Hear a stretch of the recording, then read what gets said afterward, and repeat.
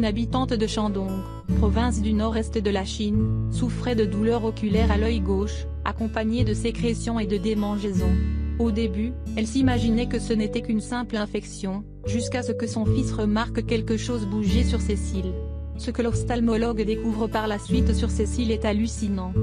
Grâce à une observation minutieuse des structures de l'œil, le médecin découvre des insectes qui se déplacent sur la paupière.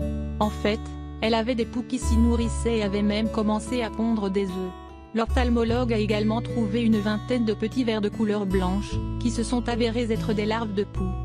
Heureusement, il y a eu plus de peur que de mal, Madame Zhang a été débarrassée des poux et ses yeux ont été stérilisés. Ce genre d'infection représente des cas isolés, mais dont l'apparition marque les annales de la médecine, telle l'histoire de cet homme qui avait un ténia à l'intérieur des yeux.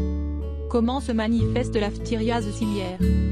La phthiriase ciliaire est une maladie infectieuse provoquée par le Phthirius inguinali.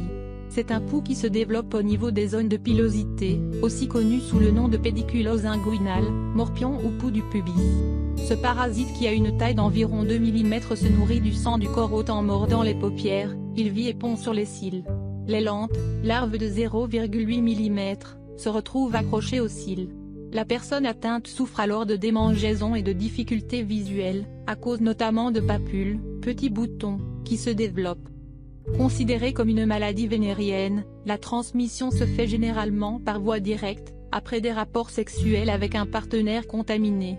Elle peut aussi se faire par voie indirecte, via un vêtement infecté ou dans des lieux de bain communs comme les piscines ou les hammams. C'est la raison pour laquelle ces insectes se retrouvent généralement au niveau des poils pubiens, des aisselles, de la poitrine, des cils, des sourcils et des cheveux. Le traitement. Le premier moyen le plus efficace est la prévention. Il est essentiel d'avoir une hygiène corporelle impeccable et de faire attention à la propreté des lieux fréquentés et des vêtements qui sont manipulés. Les poux vivent environ 1 mois et demi et pondent une dizaine d'œufs par jour pendant 3 semaines. Ceux-ci commencent à éclore après 7 jours, puis les larves deviennent adultes après une quinzaine de jours. Les soins sont donc plus efficaces quand ils sont apportés la première semaine de l'infection, au-delà, ils peuvent s'avérer plus complexes.